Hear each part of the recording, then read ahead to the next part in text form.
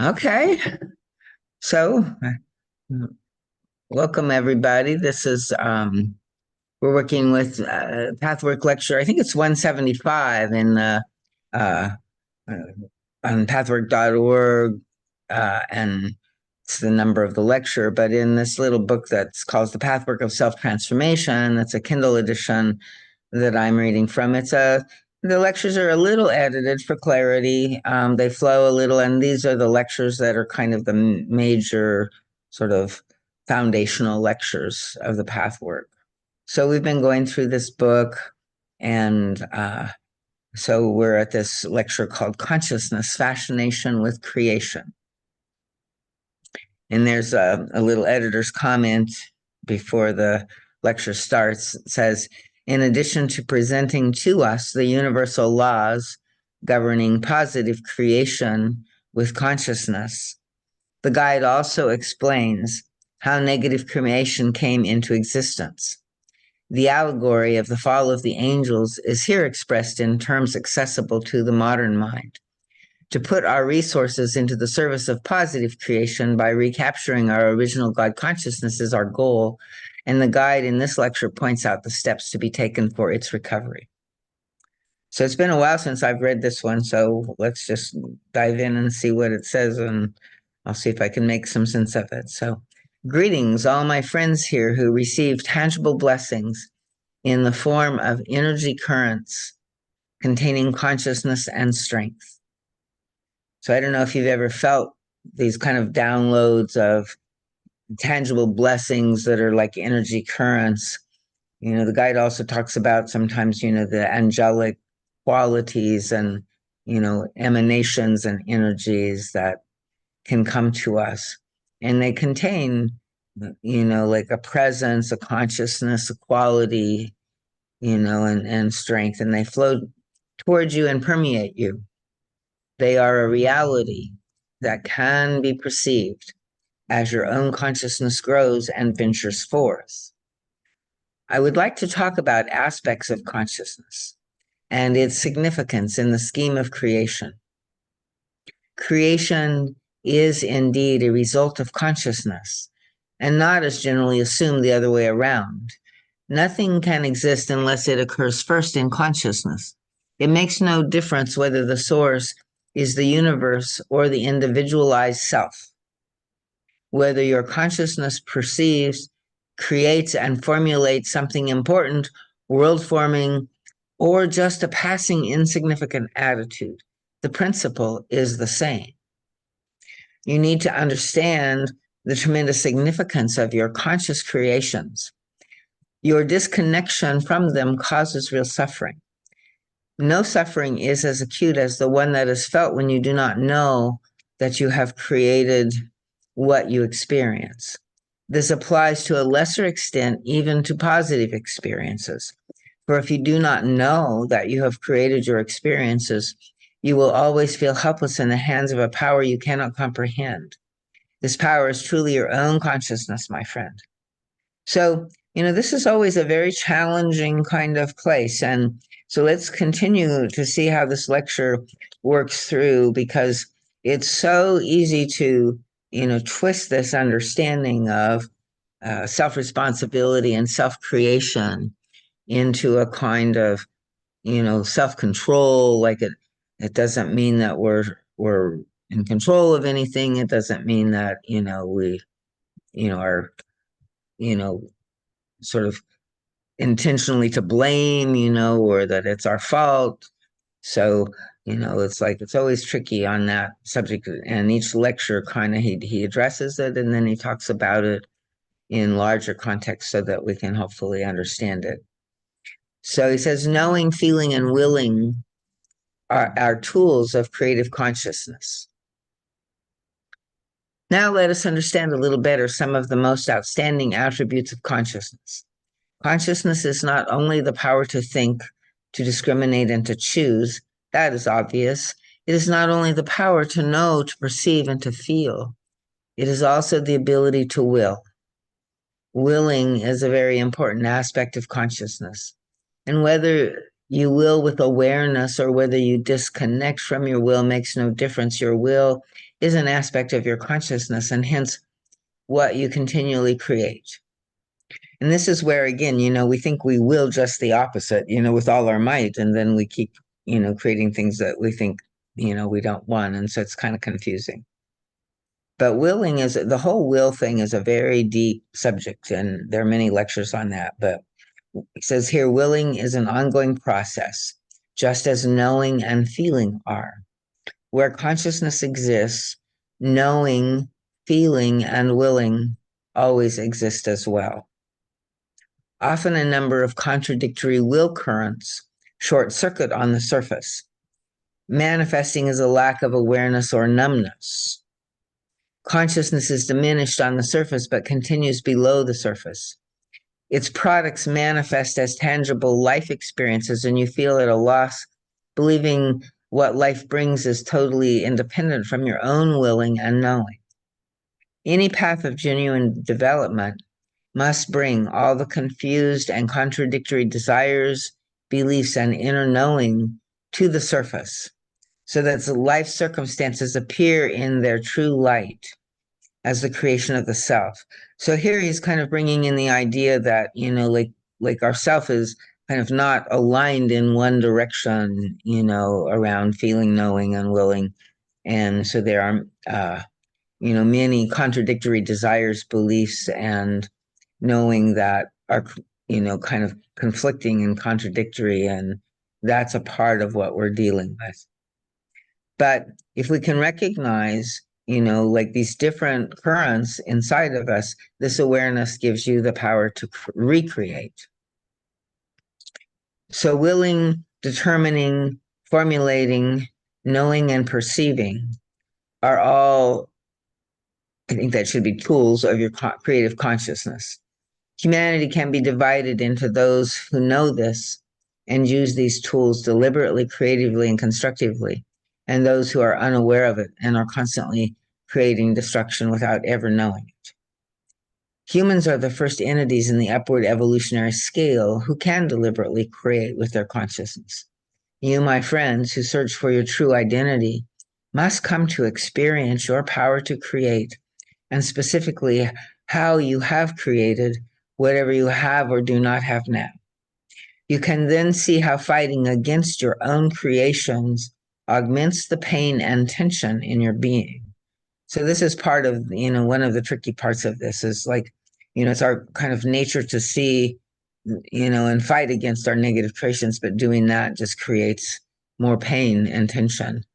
And so he says this is inevitable when you are not yet aware, generally and specifically, of how your life is the outcome of your own mental activity. What you do not like, you will invariably rebel against, never knowing that you actually tear yourself apart even more. The rebellion may not be entirely conscious either. It may manifest as a vague discontent with life, hopeless longing, a sense of futility and frustration from which you can find no way out. The discontent, too, is a land of rebellion. To understand the nature of consciousness in still greater depth, you need to see what positive and negative directions consciousness can take. You have within you the purest wisdom, flowing toward ever-expanding bliss, an infinite variety of new life expressions. This is the universal spirit. I am not saying that the universal spirit is in you. I am saying that you are it. But most of the time, you do not know it. You also harbor within you the distorted expression of your creative consciousness, with which you will negative and destructive results. One could also say that this is the eternal fight between God and the devil, between good and evil, between life and death. It does not matter what you call these powers, whatever you name them. They are your own powers. You are not a helpless pawn in anyone's hands. This is the all-important fact that truly alters your self-perception and attitude toward living. Not knowing this will make you feel constantly victimized by circumstances beyond your control. And then sometimes when we, take this on again, it's like it's this razor thin wire in a way that can understand that, it's like there's innocence and ignorance at play here. And so, even though, we're doing this, we're doing it unconsciously. And, to judge ourselves or, think that something is wrong with us, it's more like we're just young, we're ignorant, we don't know yet, right? And so if we can not, kind of go into the self control, self hatred, self, frustration and judgment, when we're stuck in negative creations, which, it's very difficult not to in some ways, right? That we, are going to find a way that if we can kind of just accept and work with it consciously, that we can excavate and move and go through and find our way through it. So hopefully we'll have some more, good ideas from this lecture. Any comments or questions here? I think that the last sentence there, knowing this will make you feel constantly not knowing this will make you feel constantly victimized by circumstances beyond your control. I mean, that's like kind of at the embedded core of human nature. Right. And then even, because we think human we're psyche. something, yeah.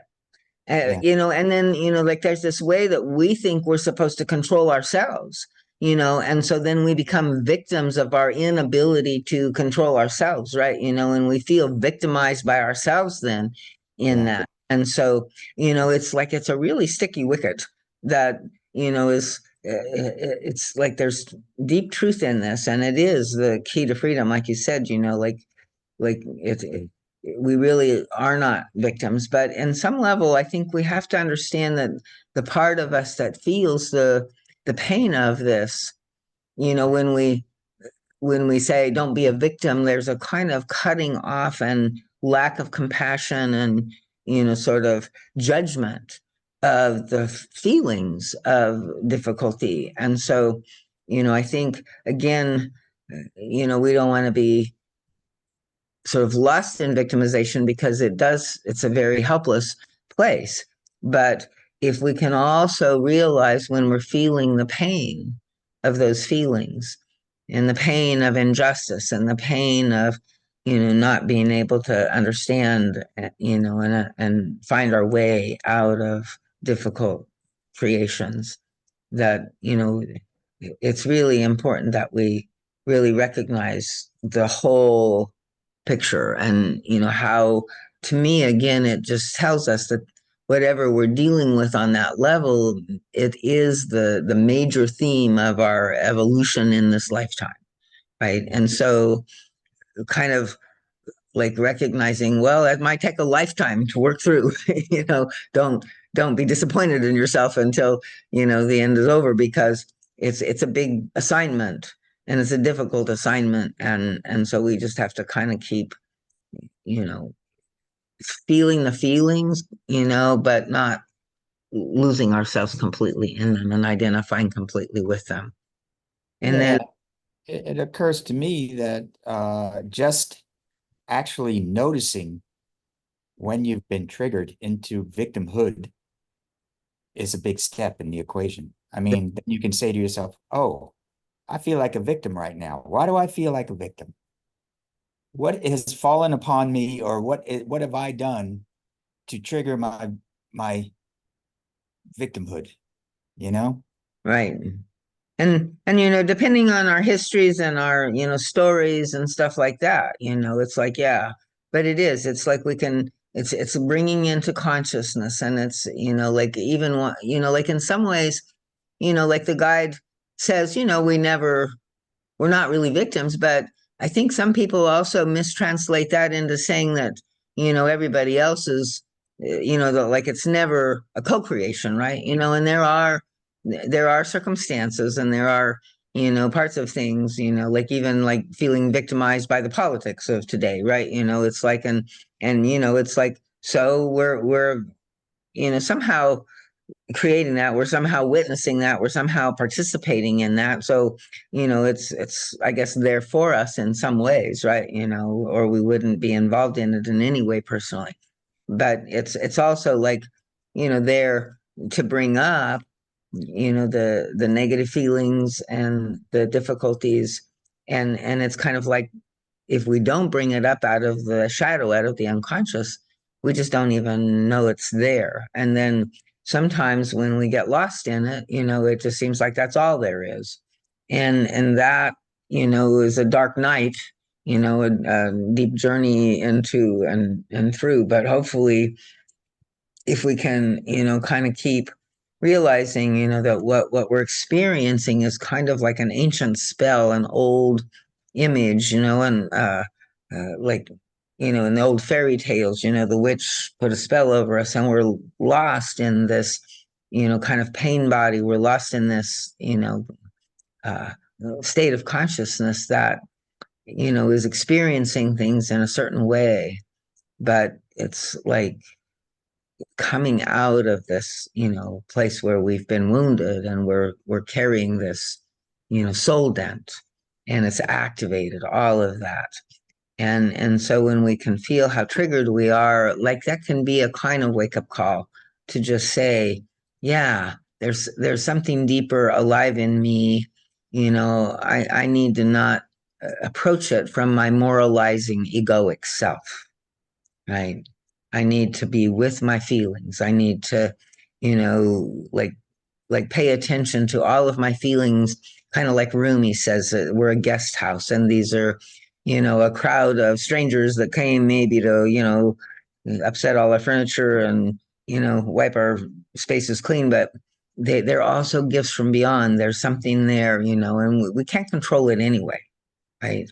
And the more that we think we should be able to control it, the more we get caught up in it. And so, at least my experience is just to try to, hold a space for it and move through it, uh, without totally identifying with it. And there is a lecture on, identification that I think is good in that way. But let's continue and see what else he has to say. Um, Three conditions of experiencing yourself as the universal spirit. So that's where we kind of left off, is that, we really don't recognize, the depth of light and power within us, because we're separated from that. And so that alters our self perception. Uh, so he says, in order to perceive and experience your true identity as being the universal spirit, three basic things are necessary: that you tune into it. So he says, you activate the universal spirit by your deliberate attempt to listen to it. And, like, a lot of times we're praying, but that's also like what I was noticing one time when I was like anxiously praying, was that I wasn't really able to listen from that state. So there is a kind of shift that we can ask, in our hour of need, but we need to also then do, as he says here, you must become very quiet within yourself and allow it to happen. It's a receptive state, right? And this is hard when we're in pain and trigger and like all of that. So he says, it's not as easy as it may sound, for the tumultuous static of the busy mind keeps blocking this possibility. Your mind requires training to become sufficiently calm without producing involuntary thoughts. So again, we can't even control these involuntary thoughts, right? And we're not meant to, and we're not bad because we can't, and they are painful, but if we can recognize them as just, flotsam and jetsam of the, they don't mean much, really. It's like somehow we've been sensitized to believe them, or, to question ourselves because they challenge us. But, it's like we can, kind of confront them and look into that as well. So once you have accomplished this to some degree, you will experience an emptiness. You will then seem to listen into nothingness. That may even be frightening or disappointing. Finally, the universal spirit will begin to manifest, not because it decides to be, because you were a good child and you now deserve it, but because you begin to perceive its ongoing presence, which you will then know was always there and immediately accessible. So he's saying it takes a little while because we're just don't know how to tune to it. We're not tuned into it. And like anything, like being a good wine taster or a connoisseur of any, of painting and art, or, you develop a sensitized, sensory system, right? That perceives at these deeper levels. And so same thing here. If we listen, if we learn to try to, tune into this, um, and just practice when we can, then we're going to begin to notice it because it's always there. Almost too near to perceive, he says.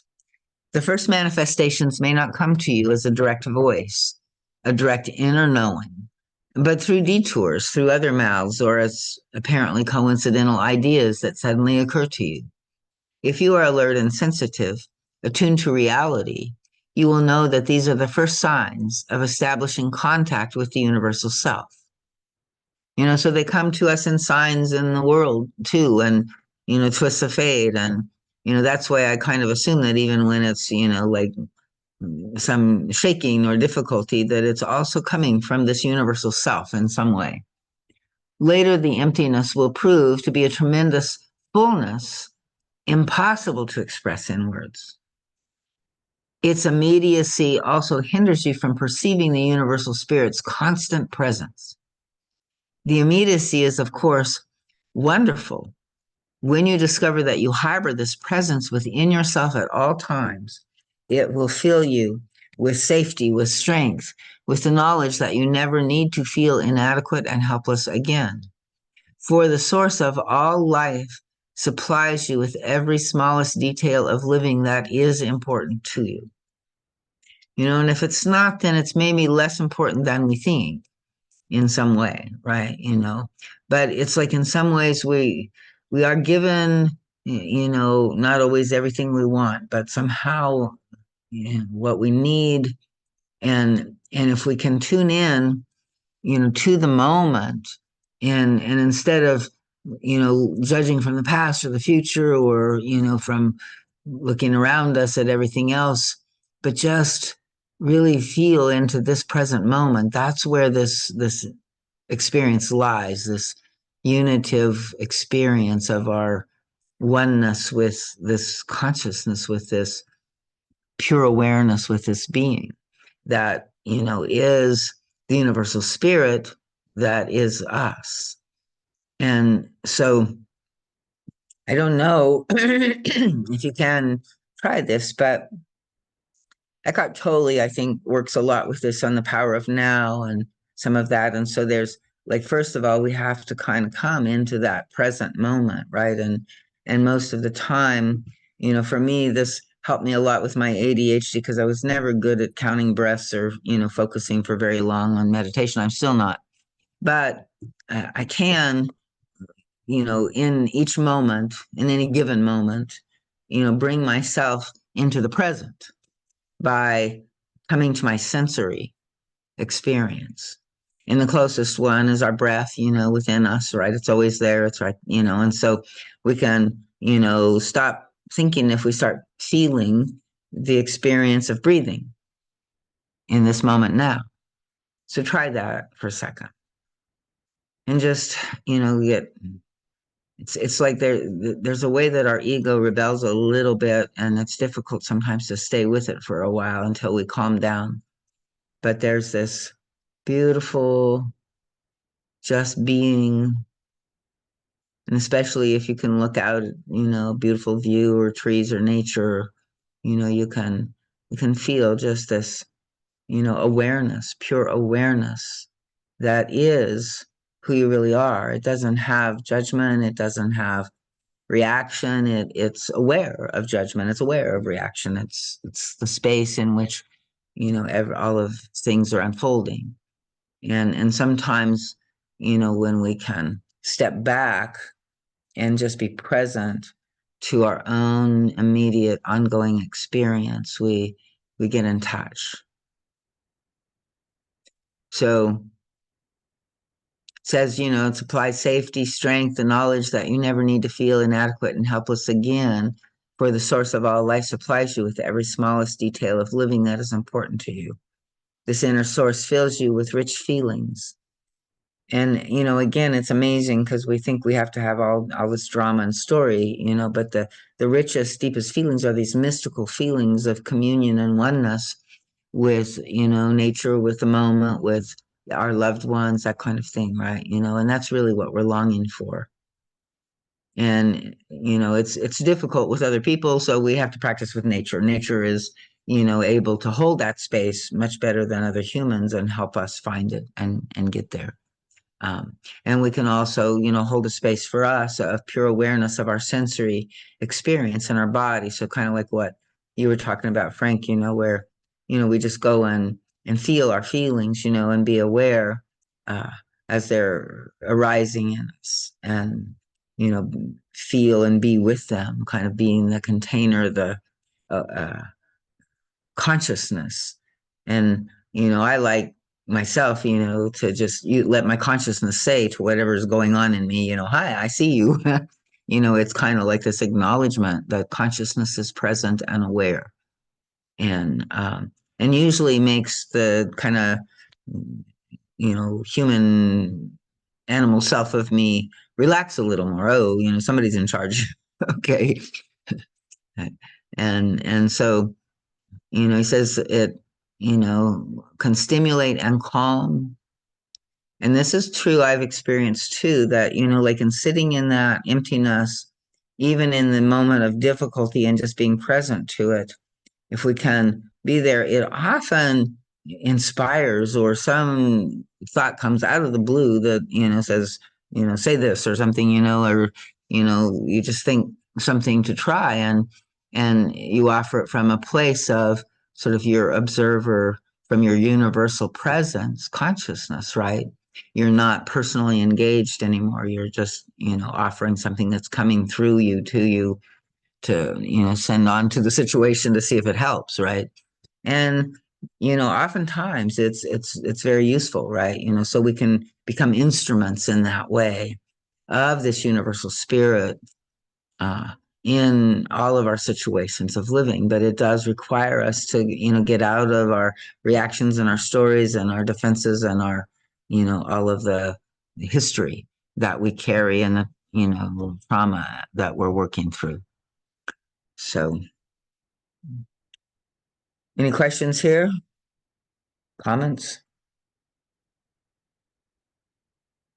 So, it shows you how to handle problems. It offers solutions that unify decency, honesty, and self interest, love and pleasure, reality and bliss, fulfillment of your duties without diminishing your freedom in the least. It contains everything. However, this wonderful immediacy presents problems at first because you believe that all this can be sought only very, very far away. Since you were geared to experience the universal spirit only as a remote reality, you find it impossible to experience its nearness.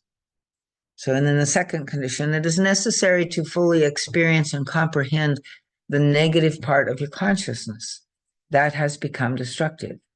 This is not easy, precisely because, once again, you are geared to believe that your life is a fixed, molded you were put into, and you must learn to cope with it independently of your inner abilities to think, will, know, feel, and perceive.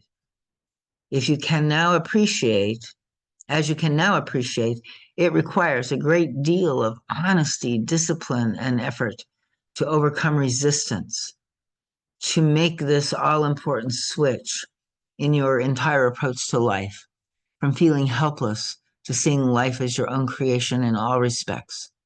It is not really possible to activate the presence of the universal self when you are still blind to your negative creations. Sometimes certain channels happen to be obstructed, but where the blocks, the blindness, the imagined helplessness persist, you cannot contact your universal self. And so this goes, where this is existing, it's not because we're bad or something's wrong with us. It's where we've been wounded. It's where we took on, the soul dent, you know, and so it's not that we're bad or we should get it right or something like that, but it is kind of like the place where in our like our longing and our desire is up against our own somehow unconscious resistance. And so everything that we want, we can't sort of bring into fruition, as long as we're up against that. And so, it's like to apply our conscious awareness to understanding these countercurrents, these inner no's, these, attachments to, you know, stories that like are there so that we can somehow figure out a way to avoid a death, like we're in this damned if we do, damned if we don't, death kind of place. And so we're desperate in those places and we can't see our way out because we're trapped in that space. So it's not to blame ourselves or anything. It's hard because it's painful and we want out of the pain. And so we sometimes feel like we should be doing better to get out of the pain. But the guide is saying again, that a lot of that pain is coming from the self-judgment, and so if we can just embrace ourselves and embrace this part of the journey and trust that what we're going through, is necessary, and the more calm or the more, we can, like work with it consciously, the easier and the quicker we can move through it. And so, but it's like PTSD and we go into these things and we just, hit the ceiling. So it's a big battle, a spiritual battle. So number 3, your conscious thought processes are the first handle on the universal spirit. You create with your conscious thoughts just as much as with your unconscious thinking and willing. Your thinking ability is actually exactly the same as the creative process of the universal mind. Through your consciousness, though your consciousness is a separate fragment of the whole, it has the same powers and possibilities. The separation is not even real. It exists only because this is how you experience yourself at this time. The moment you discover the immediacy of this presence, your own presence, your own divine presence, you will no longer feel a separation between your thoughts and those of the greater being.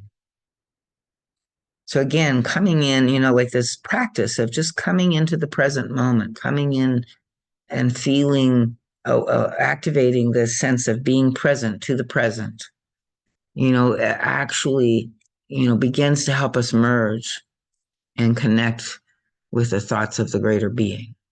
And eventually they merge and you realize that the two have always been one. It becomes evident that you have not availed yourself before of your innate powers. You left them unused or even misused them in your blinded state. You can finally begin to experience yourself as the universal spirit by using your conscious thoughts in a deliberate, constructive way. You can do this in 2 steps. First, you must clearly see how you have unknowingly used your mental processes negatively, thereby creating destructively. Then you can formulate what you now wish to produce in your life. You do this by stating that this is possible and by perceiving, knowing, and willing it with a relaxed attitude. This also includes the willingness to change faulty and dishonest inner attitudes, for otherwise you will block what you want. So, by building creative thoughts, you can tap the rich source within your own being.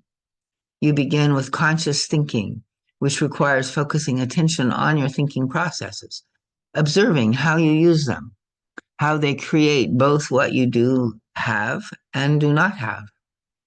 Once you can reverse this process, you have discovered a means of creation. You become truly your real self, for you are the universal spirit who created the world. You are constantly creating your own world right now. It is the life you lead. So it's like our life, in a sense, is a reflection of all of the complex vastness of our own being, and again, we come in bringing a big problem with us that, we have to resolve, to, work through. And some of it is karmic, who the heck knows, so it's not like, when he says we have to understand everything, I don't know if that's even possible. But certainly, we can look at, what, brings, what supports our positive thinking processes, what triggers our negative thinking processes, and how, like, he talks about re-educating the child. So when we're in a negative thinking process, if we can wake up this presence to go be with that without judgment, without, and, study it, understand it, learn, why do you feel that way? Where does that come from? Many of you know that you can see how it comes from childhood images and wounds and stuff like that. And then what the guide is basically saying is, we're recreating it unconsciously because we're trying to, again, avoid that original pain. And as children, that pain was so intense, we couldn't integrate it. And so we had to avoid it. But we don't need to avoid it now. That pain is in the past. That pain is what is, keeping it moving through the present because we're unwilling to feel it. And we think, well, we have to feel it in the present. And that's just kind of excruciating. But it really can just be felt and released in the past, and seen, I think, in a way, a deeper clarity of understanding, that it just simply was not the truth. The child is under the illusion that, it's their fault, that they're the bad ones or whatever. And they chose that illusion because if they decided that it was their parents that were the problems, that they would be terrified even more, right? Who's going to take care of me? It's like, so it must be me. It can't be them, right? And so we lose ourselves. We lose our connection with our light, with our higher self, with our, divine capacities. And so in some ways, one of the steps to recovering that is to go back and, feel this original hurt that was so deep in our soul that we had to bury it. And we've been, trying to rise above it and trying to get around it and trying to make life beyond it somehow desperately ever since. And in a way, what the guide is saying is we have to fall back into the original place with that, feel, go into, through, and out the other side of it. And then we're no longer resisting it because we know we're okay. We know, it's just a feeling that we're defending against, that it's not the ultimate truth. And then we can create anew, right? But in a way, what he's saying is we're continually recreating the old dynamic by our attempt to try to avoid the old dynamic. And we just keep running headlong into it. And it's not our fault. We just don't, it's like it's tricky. Look, you can see how convoluted it is.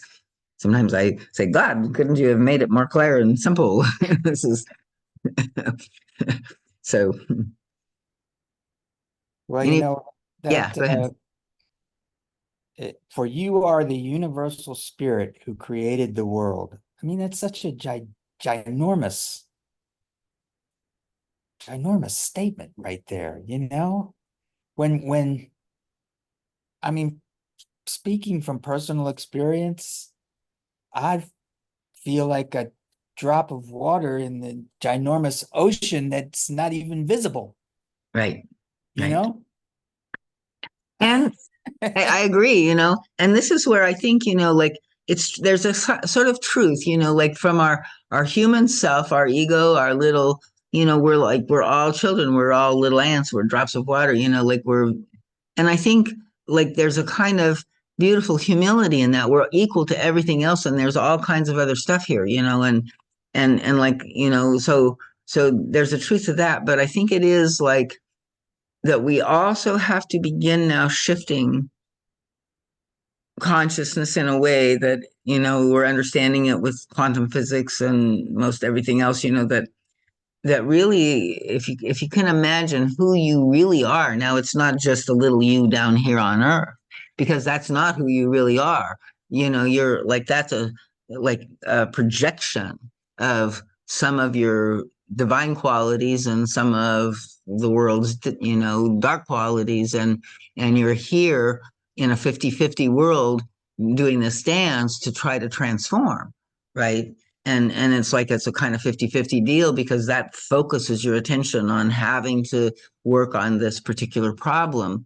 And it's like, so from that perspective, that is. But at another level, like we did, we are a vaster soul, and maybe I even like to experience, and just play with the thought form of, when I look out onto nature, to think, oh, that is my creation. I actually received a hymn that kind of said that, like I was, down on my stream, and, like all of this, but the final verse was, in your heart is where it lives, right?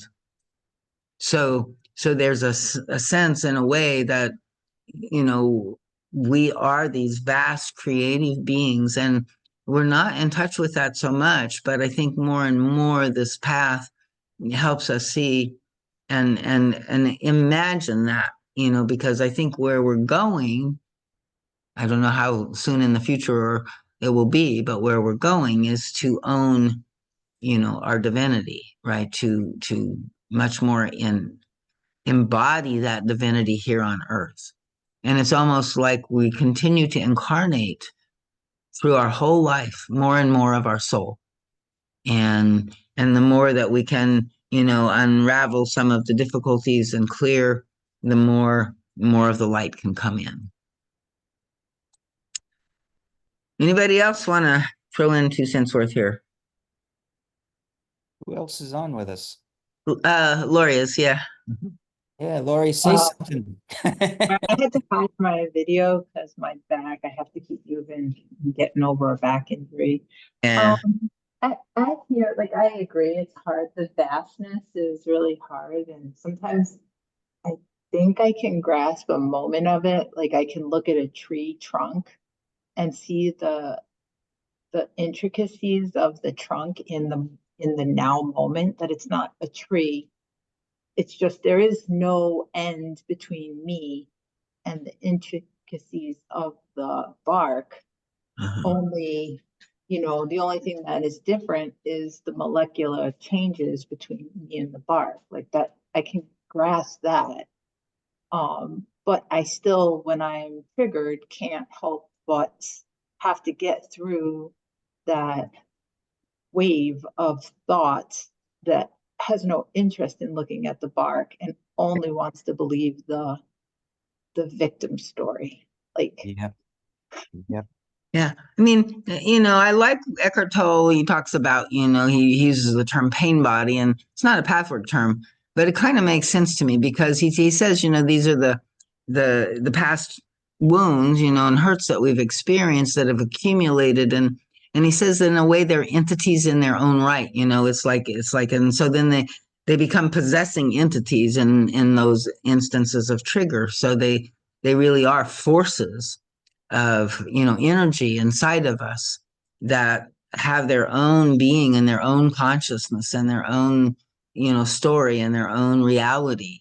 And when they completely take us over, that's the only reality that exists, is their reality, right? It's like, that's the challenge, to wake up inside of being completely dispelled or slimed or whatever it is, that when they take us over like that.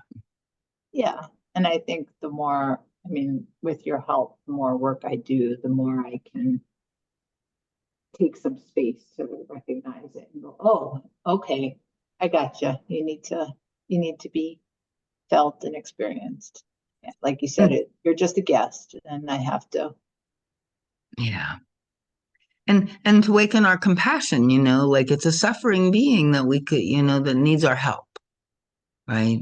Is another way sometimes that kind of awakens my higher self, is to recognize, oh, this is my inner child. This is a pain body that's suffering in all of this. And instead of being angry at myself for making me suffer, like then I can like have compassion for that suffering.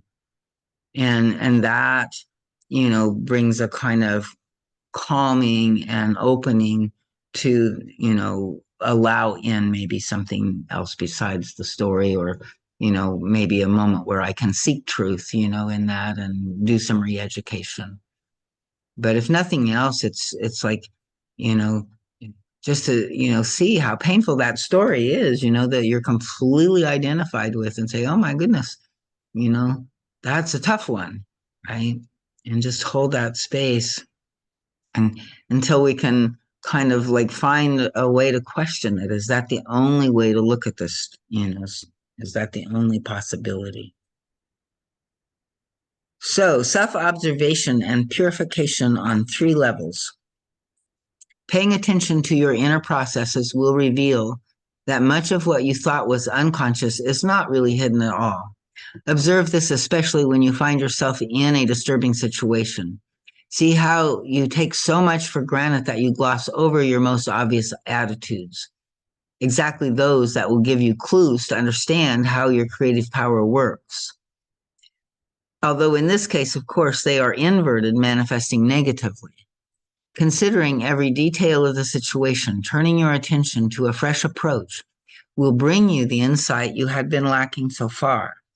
This self-knowledge is purification in the truest sense, because ultimately it establishes your awareness of your power to create your own life.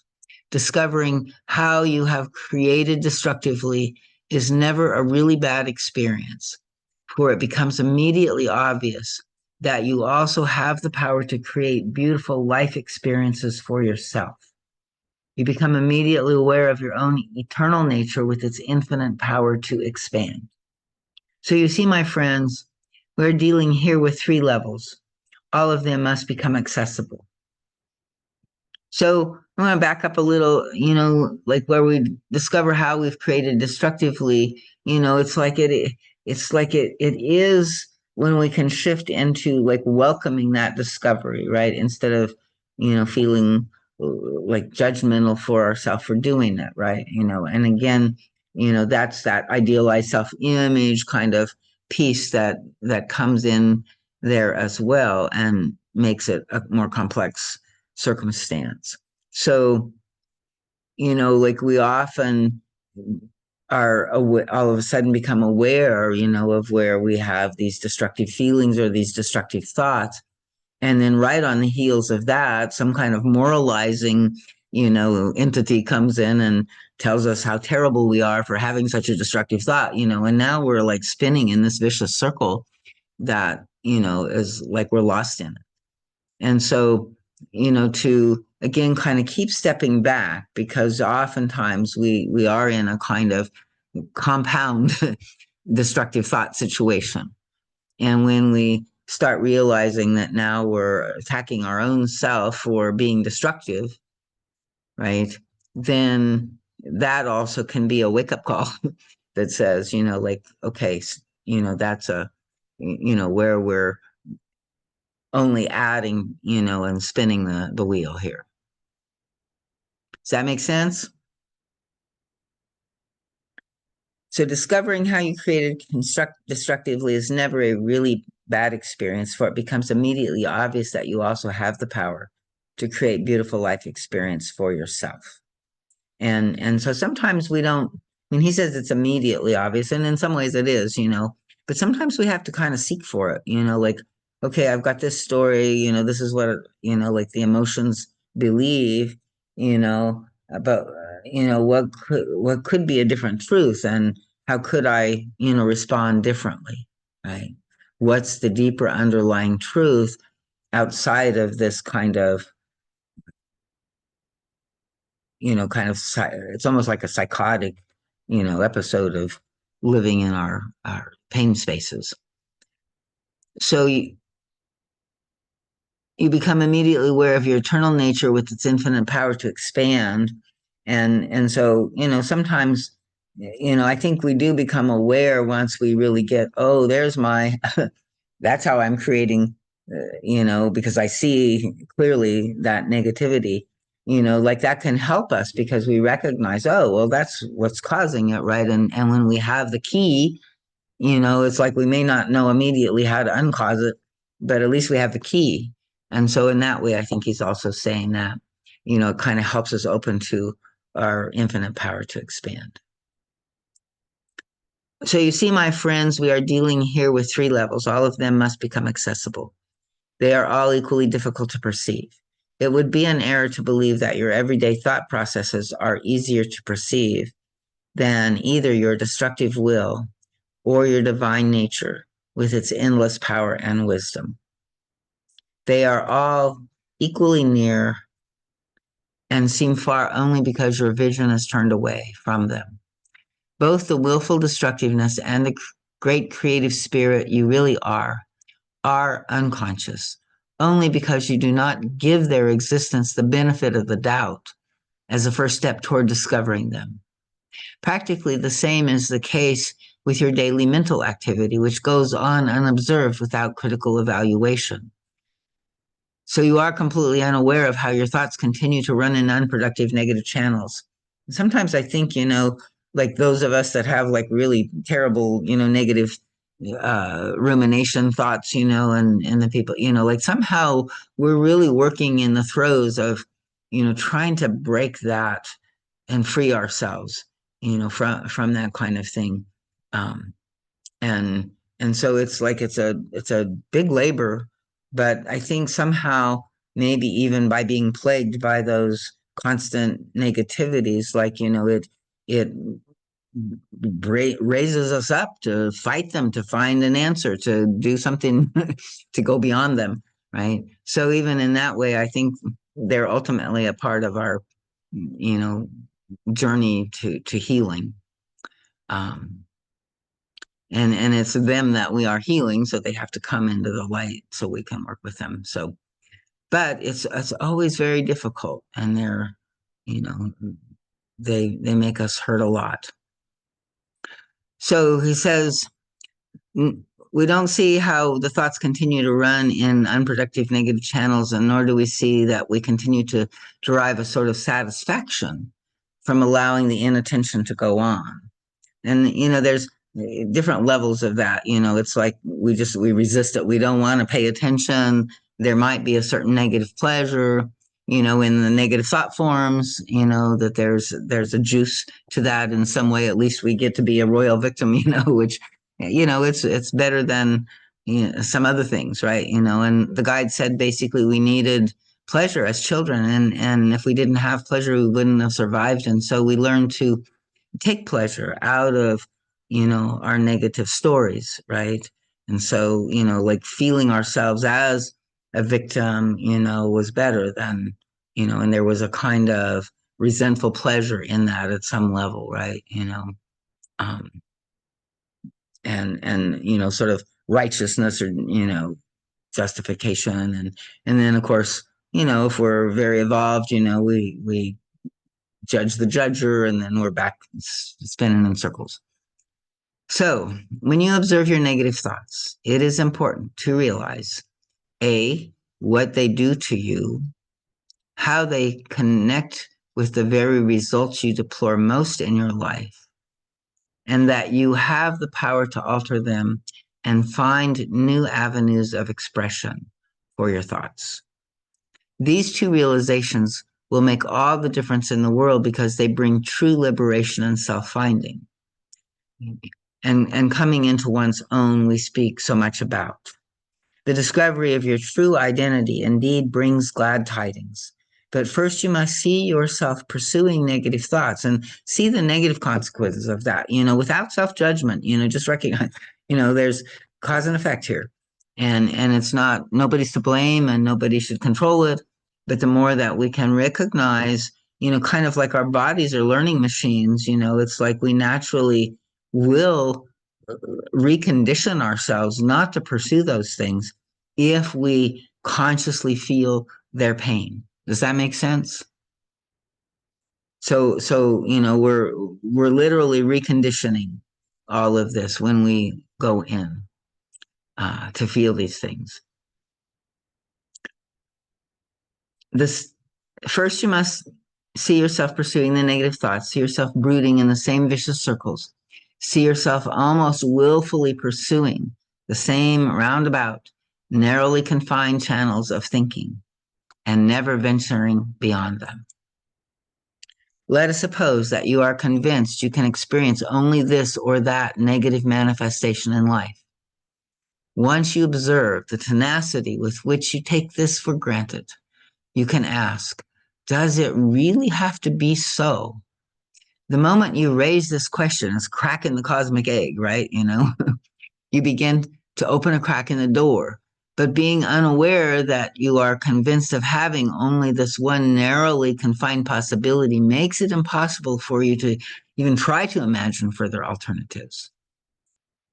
You can actually venture into them only by first formulating your thoughts as the blueprints of creating. Then the world begins to open. This opening must be achieved to begin with by thinking and then saying to yourself, it does not have to be this way. It can be another way. I want this other way. I would like to eliminate whatever stands between me and this more desirable way. I have the courage to face it and to go beyond the life experience I have given myself until now by taking for granted that it cannot be any other way. On this conscious level, you must see how you took it for granted, that a certain negative manifestation had to be experienced by you. Excuse me. Perhaps you want a positive result, but simultaneously, you do not wish to accept certain logical consequences that follow from that wish. This is due to your misconception that these consequences are undesirable for you. Here you have a childish resistance to give of yourself, a distorted attempt to cheat life and gain more than you wish to give. Life cannot comply with such unfair desires, and you feel cheated and resentful because you have not really clearly examined the issue. Nor are you aware of your false reasoning when you resist giving of yourself. Thus, you create errors and distortions that stand in the way of unfolding your possibilities. So you can see that your level of conscious thinking is influenced by both your destructive side and the universal spirit. You can choose consciously in which direction to shape your thoughts once you are aware of their habitual patterns. This self-determination is your key to liberation. You will see more and more clearly that your destructive side is also something you choose. It's like it's very unconscious and it just kind of, it just lives through us, right? So we don't see it initially. But as we work with it and we begin to recognize more clearly where it's coming from and how we're choosing it. And it's not something that befalls you. Once you have truly progressed on this path, you come to the point where you can finally admit this deliberate desire to choose destructive attitudes. You can see that you are unhappy, actually forsaking happiness, fulfillment, bliss, fruitful living. You may be terribly unhappy about the result, but you nevertheless insist on hanging on to your negative will. You can see how all important it is to find this out. So, this is a tough place where we, are, often, like the news tightens around and it's like, I can feel my own, like, I will never give in. I will stay with this forever. It's like, damn them all, like I often, in my sense, it's either myself or, somebody, but it's this kind of, I think I must have been a witch that was, burned at the stake or something because it's like I want to curse people to, for the rest of eternity, that'll fix you. and so, we have this kind of place that we're attached to, and it's like to let go of it is like a death. It's a real death. It's like it's the death into the child's helplessness in the original painful situation. And that's why it is so hard to go there, but again, once we can actually cross that bridge, it makes a huge difference because we we realize that, what we've been avoiding feeling all along has not been what we thought. What it is different than what we thought we were defending against. And it is the key to our release and our happiness again. So the origin of sin or evil. The age-old question is, what brought all this about? Why do human beings harbor these utterly senseless desires? Why does the mind want to take this direction? Religion calls it sin or evil. Psychology calls it neurosis or psychosis, among other things. Whatever name you give it is indeed a disease. In order to heal this disease, it is necessary to understand it to some extent. This is done primarily by following your own erroneous assumptions and beliefs to the emotions and will directions they create. So you have your stories, you have your thoughts, you have your assumptions and beliefs, and then they breed emotions and will directions, right? This can be done only to a certain degree without also understanding the dynamics of mental creativity, both in positive and negative sense. People often ask, how does evil come into existence? Or why did God put evil into us? As though someone else had put anything anywhere. Once you have sufficient self-awareness and your own rejection of happiness is on the surface, the same puzzling question may be raised, why do I do it? Why can't I want what feels good for me? This question has been asked here as well as elsewhere in the world many times, wherever spiritual teachings are being given. Once, a long time ago, at the beginning of this contact, I even gave an allegorical account of the so-called fall of the angels, about a spirit who was once utterly constructive and expanding into forever greater realms of light and bliss, but then deviated from this course, separated himself from his innermost God, and became fragmented. How did he turn into those dark, destructive channels? Any account such as I have given and has been given elsewhere is very easily misunderstood because it is always interpreted as an historical event that has taken place in time and space. I shall venture now to give another explanation about how destructiveness comes into being in an utterly constructive consciousness. I shall try to find a different approach that may perhaps reach you on some level and give you a deeper understanding of this all-important topic. You can then meet your own destructiveness with a new understanding and eventually come out of it. Picture, my friends, a consciousness, a state of being in which there is only bliss and infinite power to create with one's own consciousness. Consciousness, among other things, is a thinking apparatus. Thus it thinks, and lo, something comes into existence. It wills, and lo, what is willed and thought is. Life is endlessly filled with these possibilities. Creating starts with thinking, then the thinking takes on form, becomes a fact in the life beyond the confines of the ego, the consciousness that is free-flowing and free-floating. There the thought immediately takes form and becomes deed. It is only in the human ego that thought seems to separate from form and deed. The less awareness an entity has, the more separated thought, form, and deed appear, to the extent that the form seems entirely independent from the deed from the thought or the will, and none of these three stages seem connected. An essential part of raising one's consciousness lies precisely in making this connection. No matter how separate in time and space they may appear, thought and will, deed and action, form and manifestation are all one unit. In the state of being, where there is no confinement, where there is no tight structuring, this unit is experienced as a living reality. In the experience of this lies an indescribable bliss and fascination. The whole universe is open for exploration, for new ways of self-expression and self-finding.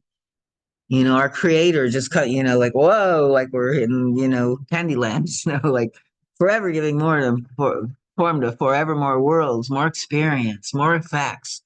The fascination of creating is endless.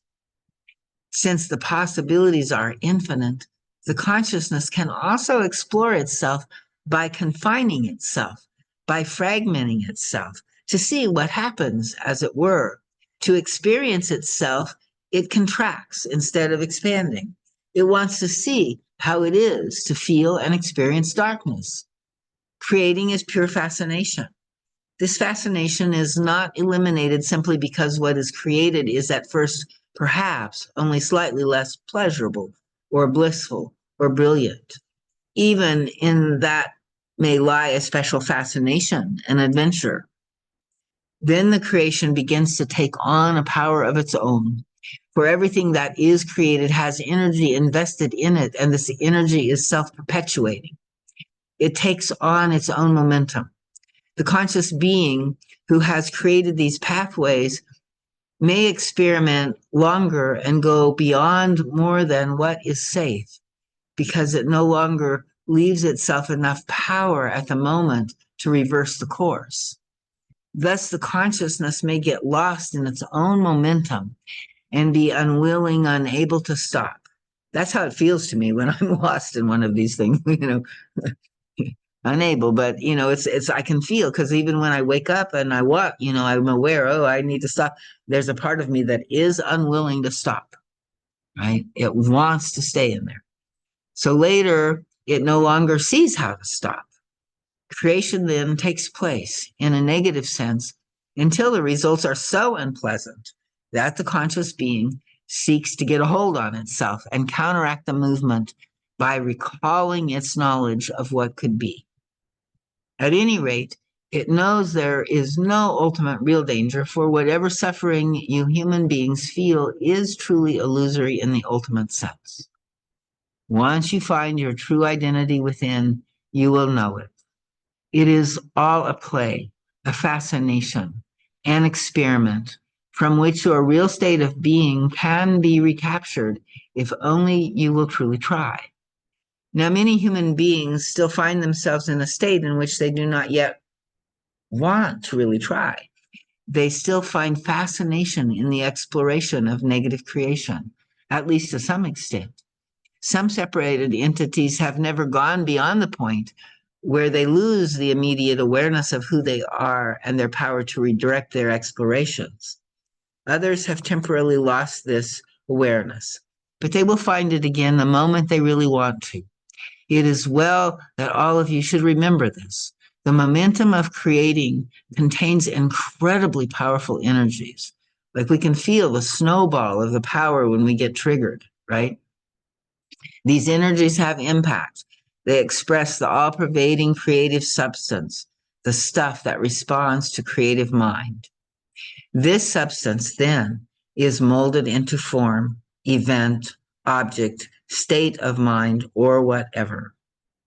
The imprints in the soul substance are so deep that nothing but the greater power of the molding mind can erase false imprints which govern your life events. So does that connect? Like, that's very powerful there. Right? So the momentum of creating contains incredibly powerful energies. These energies have impact. They impress the all-pervading creative substance, the stuff that responds to creative mind. This substance then is molded into form, event, object, state of mind, or whatever. So every mood we have, it's like is every state of mind, right, is a part of an imprint in the soul substance. Every event we experience, what's going on. So the imprints in the soul substance are so deep that nothing but the greater power of the molding mind can erase false imprints which govern your life events. Mind or consciousness impresses life substance is impressed upon. Everything around and within you participates in both the masculine principle of a determining, etching consciousness and the feminine principle of a molded, responding life substance. Find this truth within you, and the universe will become yours all over again as it once was. Thus, if the creative consciousness does not alter the course at a certain point, it becomes caught within its own processes. Part of the power and momentum of consciousness is the quality of being self-limiting. It is very hard to convey this aspect of creative energy. Human beings frequently experience the urge to imitate others. This takes on many forms and applies to imitation, and applies to self-imitation as well. It is a process of deeply imprinting something upon the substance of life.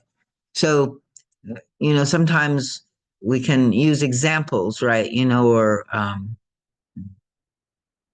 like we see a tree and we see the firmness and the strength that it sits there, and that can, fill us, or other people that we know and admire, right? Can be, helpful to envision sort of, some of that opposite that we're trying to imprint.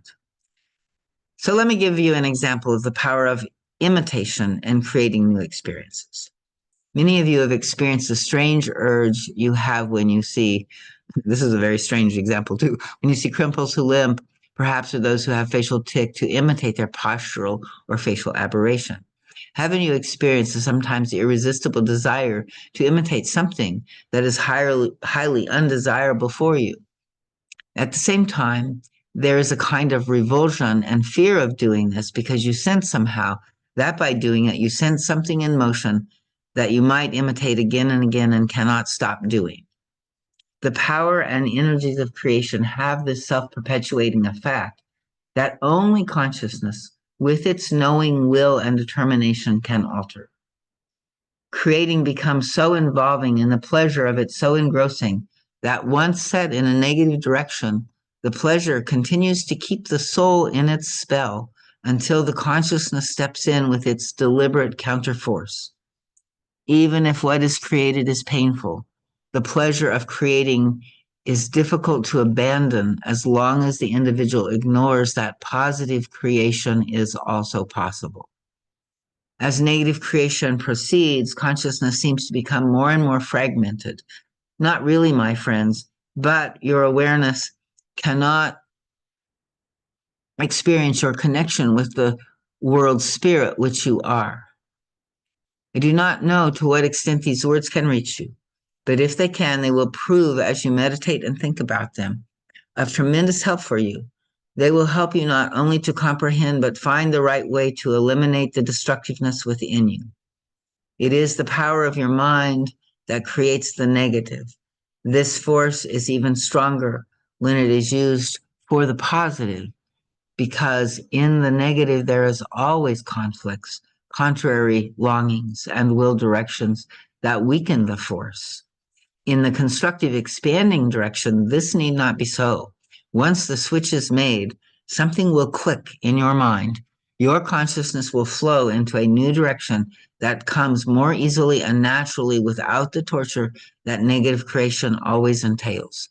The more consciousness has separated itself from the whole, the more fragmented it becomes, the greater the structure it creates. But the wholeness of consciousness is unstructured.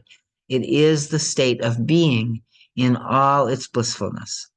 Once fragmentation has occurred, lost consciousness gradually works toward a state of self-consciousness. This state needs structure to protect it from the chaos of negativity and destruction. When negativity is met and eliminated, unstructured, blissful consciousness is attained again. So that's a big section there, and we got another section to go. So anybody want to comment or add anything, question here? So I think that's, very powerful, about this imprinting kind of aspect. And again, we have to kind of crack that cosmic egg and try to even imagine what else could be. So let's see what he says about the way out of negative creation. The ego, with its confinement, is the structure that protects the entity from its own destructive creating. It holds the destructive urges in check. Only when consciousness expands in bliss and truth can the structure be removed. So at one point in your evolution, you were chaotically unstructured. As you grow and evolve, the structuring walls off this chaos so that at least for a while, consciousness is protected from the inner chaos. The available thinking processes can then become the tools to show you the way out of negative creation, and confining structuring. Looking beyond the structure and into the chaos, comprehending it, realizing the power of the mental processes constantly in use, affords you the possibility to reverse the downward curve that makes you constantly seek ways to deny life, love, pleasure, and happiness, to court decay, waste, and pain. The part of your universal self that has remained whole knows the pain is short and illusory, but the part of you that is in chaos does not know this and suffers. Let us review. Conscious processes can swing the pendulum from destructive creating to the original state of consciousness and expanding blissful creating. The confining structure will dissolve in the ultimate state of being, unstructured consciousness and experience. Whoops. Hold on, sorry, something bounced up on my computer and I'm not sure. Let's see.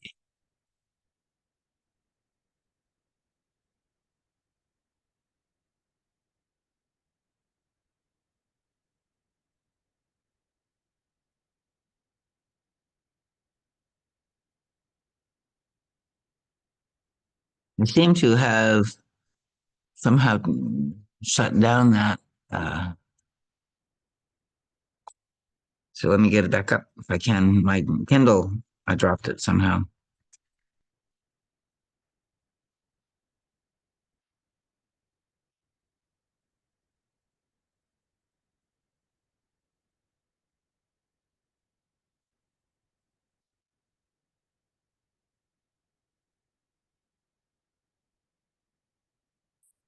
Okay, back to screen share.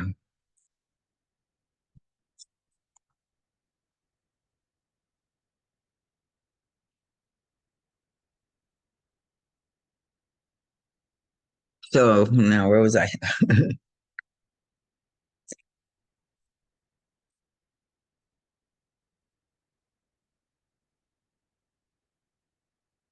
So let me start at the let us review. Conscious processes can swing the pendulum from destructive creating to the original state of consciousness and expanding blissful creating. The confining structure will dissolve and the ultimate state of being, unstructured consciousness and experience, energy and blissful being will reinstate themselves and become your existence. This is where it is all going, my friends. Part of your attempts must therefore go in the direction of bringing order into the confusion of the workings of your mind. Its self-involvement, its blindness to itself, and its tendency to get lost to itself. It is not the world outside yourself that confuses you. It is the world within your own consciousness that does so. You can now begin to contemplate how you can deliberately will creative construction. You can do it by consciously formulating, thinking, and willing a state of happiness, aliveness, fulfillment, truth, love, growth, both in general and in particular detail. And I don't know, like he has another lecture on kind of positive thinking as a form of self-creation, and it's a little different the way he talks about it. So it's not just, okay, well, let me, imagine. But he does say, like, until we can imagine, unless we can imagine, we can't possibly, So a part of it is to question and use our own imagination to, wonder and discover another way of looking at the story. And he says the climate of this may seem strange and unfamiliar. You need to acclimatize yourself to it. Picture yourself in such states. So, if you can think of another possibility from where you're at, and call upon the universal power within to fortify your conscious mind with the necessary creative energy, because we can't just, sort of will it into being. It's like this is where we really have to ask the universal spirit for help on this level. And so, we can use our own creative imagination to imagine it and then to feel it, to embody it, to, let it kind of enter in as an experiential reality other than, where we're experiencing ourselves as, depressed or angry or, whatever's going on. So to transform that, it's not a small feat, but, it's like this is part of what the journey is. And so we can fortify the conscious mind, by asking for help from spirit. And the will to unhappiness also, or the will to happiness must become so strong. And so most of the time our will is to get away from unhappiness, right? And in some ways it's like that's the resistance to happiness. Unhappiness actually is like a will for unhappiness if we, I think, fully understood it. So in some way, and yet it's hard because when we, have our will to happiness and it's been one that's been thwarted or it just brings up the pain body, right? I long for happiness, I never get happiness. And so, so somehow we have to just kind of know that, happiness is our birthright. We're here on a big journey, and it's, not necessary that, that we're not doing anything wrong if we're not already happy, but that, we do want to affirm and, give life to, anything that we can imagine that could be a cause for happiness, right? Um, so the will for happiness must become so strong that the causes for unhappiness must be seen and eliminated. And so that's the other side of it, is to have this positive will for happiness, but then also that we have to recognize where the will for unhappiness is and how to change, how to choose differently, right? And again, it's that deal where once we see it, we can make that choice consciously from a deeper level of our truth and understanding. And that doesn't mean that we can accomplish it, that we can manifest it yet. That just means we have the choice, and that's our free will. But that is the prayer. When we make that choice, we're saying, this is what I want, God help me. And through the help of God and grace, it can be brought into reality. So then the creative power will grow. The divine self will inspire you and show the way. You will learn to recognize it and receive it in your conscious brain. Make use of what I have said here. I mean, actively make use, not just reading this as a beautiful theory, but deeply knowing its immediate value and applying it every day of your life. On the day when you see your destructiveness creating and then deliberately change it, you will indeed have done something wonderful. The will to be happy and to unfold in the life of the foundation of your power to create. The will to be happy and to unfold in life is the foundation of your power to create. The more concisely this is formulated, and the greater your willingness is to eliminate attitudes that hinder the results, the more effective your creation will become. Be blessed, receive the power that is streaming forth, and increase it by your conscious, deliberate, willing expressions and formulations. Express your willingness to grow, to be happy, to be constructive. Do this not by willing in a tight, insistent, constricted way, but in a relaxed, confident way, contemplating that all possibilities exist as potential realities, realizable the moment you know and will this with all your being. The power is there, it is in you. All you have to do is tap it, use it, build with your conscious mind the channels that can free it, and become very quiet and calm. Listen and tune in on it. It is there forever and ever. In its grandiose power, in its wonderful wisdom, in its ultimate knowledge that there is nothing but bliss already now within you. Okay, I guess that was the closing. So, any final comments on this one? I guess next week we will be looking at creative emptiness, which is, kind of another big step in this, journey of letting go of all our constructs and stuff like that. So, stop the share. So, any final thoughts? I mean, that's a expansive lecture, a little difficult to wrestle into everyday things, but a lot of wisdom there and a lot of, ways to kind of rethink and just to kind of support like how we get lost in our negative creation and our judgment against ourselves for our negative creation, and you know and how that thing can change, and we can change it, and it's not like we're bad because of it. And yeah, it doesn't feel as much pleasure, but to remember that we even get pleasure in some of that negativity, right? And we're exploring, we're just adventurers, like, wow, what does it feel like? I remember in the Bible, it says, when Judas kissed Jesus, Jesus made a comment, now I know what it's like to experience falseness, right? And so in a way, even Christ came here to experience negative creation. And if we can hold it, in the way that Christ consciousness was, you know, able ultimately to complete the mission, that's a part of what we're in the process of learning now as well.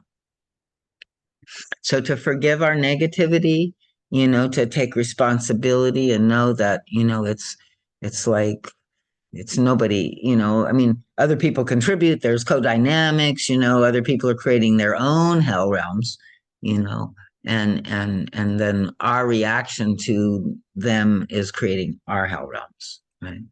So, we can again, you know, see this in clarity and in truth without self-judgment, but with the hopefulness that that can help us have a key to, positive creation.